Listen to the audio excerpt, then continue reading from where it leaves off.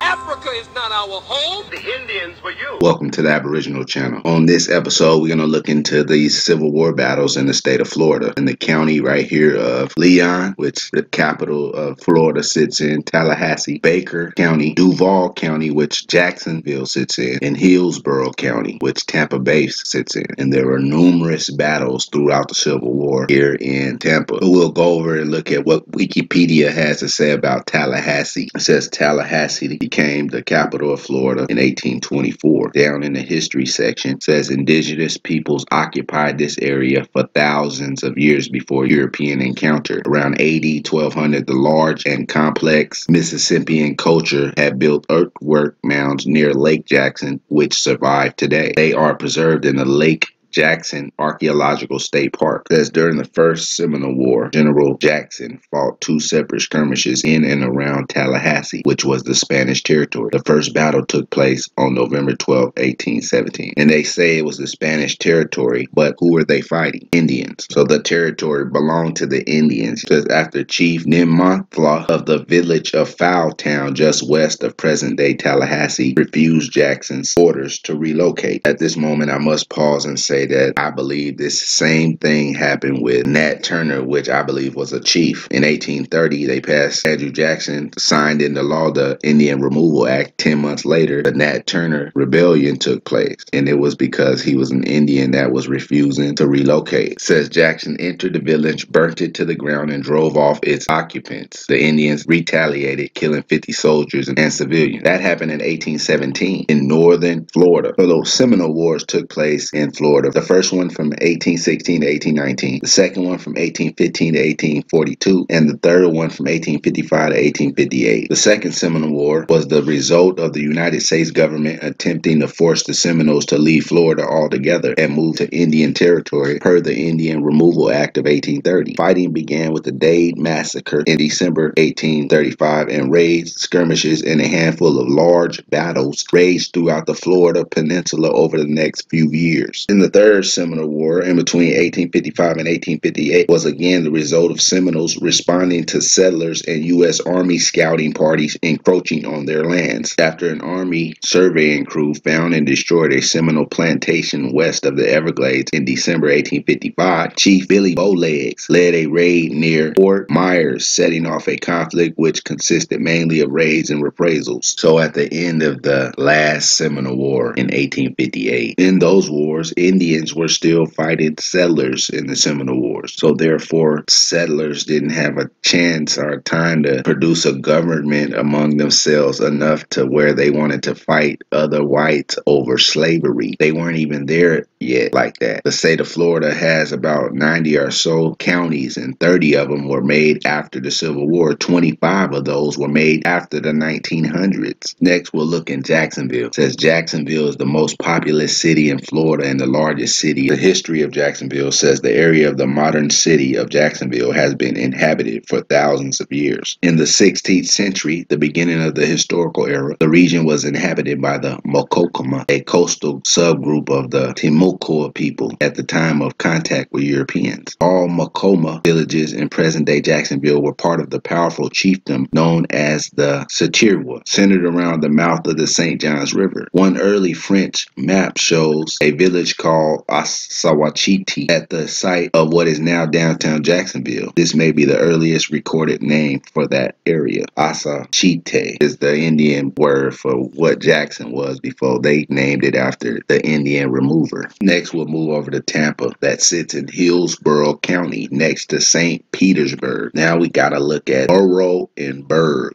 The etymology of burg is borough or fortification. In Old English, it means fortified elevation, a fortified place, stronghold, fort, or castle. The reason why Civil War battles took place in Florida was because of castle-like fortresses that the Indians built themselves. In the 1500s, they were making palisaded communities that resembled handsome masonry. And over time, as more and more invaders came to the shores of the Americas, the Indians Indians became better at fortifying their towns and villages. So their masonry work got better. Here it says in the article at baysoundings.com, discovering the Indian mounds of Tampa Bay. Discovering 15 villages have been identified along the Florida Gulf Coast from southern Pasco County to northern Sarasota County, including Tampa Bay. Hardly anything remains of those ancient mounds, which are now covered by homes, shopping centers, and parking lots. From Pasco down, going south past Tampa through Manatee right here in Sarasota, where it just said those Indian mounds were covered up with parking lots and shopping centers. When you look in the county information, Pasco County was created in 1887 and Sarasota County was created in 1921. All those areas surround this battle site where numerous battles took place during the Civil War. But we're gonna move on. We just learned that Jacksonville sits on top of an old Indian town. It says the Osachite, the TIMUCUA metropolis in Jacksonville's past from huts to skyscrapers. Today, large steel and glass buildings stand where wood and palm huts once squatted. Muscle power has given way to gas engines. Cook fires have evolved into microwaves. Palmetto fans have been replaced by air conditioners. It should be known that jaguar is a Native American word meaning he who kills with one blow. The jaguar actually originated in North America, though now it only lives in Central and parts of South America. The jaguar moved south when Central America formed into a land bridge. And usually, this gun stock club or gun stock war club is an indigenous weapon used by Native Americans, named for its similar appearance to the wooden stocks of muskets and rifles of the time. So they had a culture. If you see these clubs, they have a ball at the end, and that's what the warriors would use. And they had a thing where they would basically knock the brains out your head with one blow. We also learned that they found major Indian villages underneath driveways and shopping centers from Sarasota to Pasco in southwestern Florida. Now we'll look back at Tallahassee. Tallahassee, in the early history, it says is situated within the Appalachia province, home of the Appalachia, a Mississippian culture of agrarian people who farmed vast tracts of land. Their capital, Anhaca, was located within Tallahassee's city limits. The name Tallahassee is a Muskogean Indian word often translated as old fields or old town. This may stem from the Creek, later called Seminole Indians, that migrated into this region in the 18th century. Anhaca, in the early period of Spanish colonization, was the capital of the Appalachia province. So Tallahassee, the capital of Florida, used to be the capital of the Muskogean Indians right there in that area. So they put their capital on top of the Indians' capital. Now we'll move over to Baker County, this little county right here next to Jacksonville. The history of Baker County says it was founded in 1861, named for James McNair Baker, a judge and Confederate senator. I looked that guy up and he was a senator from 1862 to 1865 for 3 years during the Civil War. He was from north of Florida and he just showed up in Florida during the Civil War and then lived there afterwards. We'll go up and look at some of the information in McClenny, the county seat of Baker. Here it says in the McClenny information that there were settlers in McClenny as early as 1820, but it was not until after the Civil War that more people began to settle there. In 1888, most of the town residents were killed in a yellow fever epidemic. Down here it says the population is 75% white. Now remember, in that last Seminole War in December, west of the Everglades, Chief Billy Boatlegs led a raid near Fort Myers, setting off a conflict which consisted mainly of raids and reprisals. I told you they were always at the forts. They were stuck at the forts because the Indian slaughters and massacres. Indians would massacre them back. They would go back and forth at it. So the European settlers did not go out openly into the land like that. They were at the forts or right outside of the fort. And this here just said that. And I said all that to show that here on this document of the population in Florida by race, it says that there were only 16,000 black people in Florida in 1830, and over 15,000 of those were so-called slaves. But in 1830, they couldn't send anybody in a lot of parts of Florida to count anybody. So how could this number be accurate? That was in 1830. The second Seminole War did not start until 1835. The third one didn't end until 1858. Let's look at when some of these counties became counties. Okaloosa became a county in the 1900s. Bay became a county in the 1900s. Gulf became a county in the 1900s. Dixie became a county in the 1900s. Up here, Baker, that had the Civil War battle in it, became a county in 1861, and then Union, this little county right below it, became a county in the 1900s. Gilchrist, this little one right here, became a county in the 1900s. Flagler became a county in the 1900s. Citrus became a county in 1887. Lake County became a county in 1887. Seminole became a county in the 1900s. Indian River became a county in the 1900s. St. Lucie, Martin, and Palm Beach all became counties in the 1900s. Glades became a county in the 1900s. Okeechobee became a county in 1887. Collier became a county in the 1900s. Lee became a county in 1887. Charlotte became a county in the 1900s. Highlands became a county in the 1900s. DeSoto became a county in 1887. Sarasota became a county in the 1900s. Hardy became a county in the 1900s. Now that we looked at Florida from the perspective of the ugliest Aboriginal truth, now we'll go through the list of counties and match them to the Indian tribe that they came from. Here's a map of the tribes in the Florida area. Alachua is TIMUCUA. Baker is TIMUCUA. Bay is Creek. Benton was renamed Hernando. Bradford is TIMUCUA. Bedford is TIMUCUA. Broward is Geauga. Calhoun is Creek and Appalachie. Charlotte is Calusa. Citrus is TIMUCUA. Collier is Calusa. Columbia is TIMUCUA. Dade is Tequesta. DeSoto is Calusa. Dixie is TIMUCUA. Duval is TIMUCUA. Escambia is Choctaw. Flagler is TIMUCUA. Franklin is Allapache. Gadsden is Allapache. Gilchrist is TIMUCUA. Glads is Calusa. Gulf is Creek and Appalachie. Hamilton is TIMUCUA. Hardy is Calusa. Henry is Calusa. Hernando is TIMUCUA. Highlands is Calusa. Hillsboro is TIMUCUA. Holmes is Creek. Indian River is Ace. That's spelled A-I-S. Jackson is Creek. Jefferson is TIMUCUA. Lafayette is TIMUCUA. Lake is TIMUCUA. Lee is Calusa. Leon is Allapache. Levi is TIMUCUA. Liberty is Allapache. Madison is TIMUCUA. Manatee is TIMUCUA. Marion is TIMUCUA. Martin is Ace. Monroe is Calusa. Oswego changed. Nassau is TIMUCUA. New River changed to Bradford in 1861. Okaloosa is Creek. Okeechobee is Calusa. Orange is TIMUCUA. Osceola is TIMUCUA. Palm Beach is Geauga. Pasco is TIMUCUA. Pinellas is TIMUCUA. Polk is TIMUCUA. Putnam is TIMUCUA. St. John's is TIMUCUA. St. Lucas turned to Bedford. St. Lucie is Ace. Santa Rosa is Choctaw. Sarasota is Calusa. Seminole is TIMUCUA. Sumter is TIMUCUA.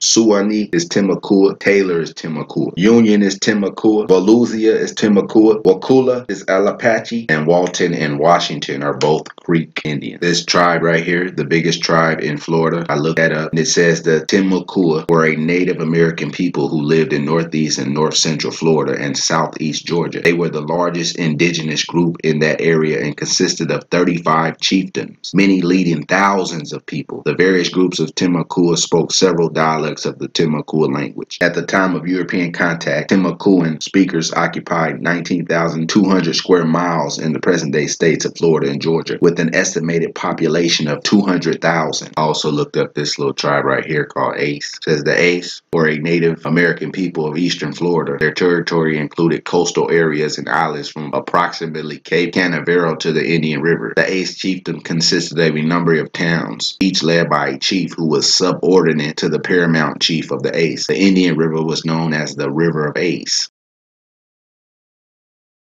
Through the history books, which has all been a lie, so therefore, if it's a lie, then what's the truth? If it's a lie, then what's the truth?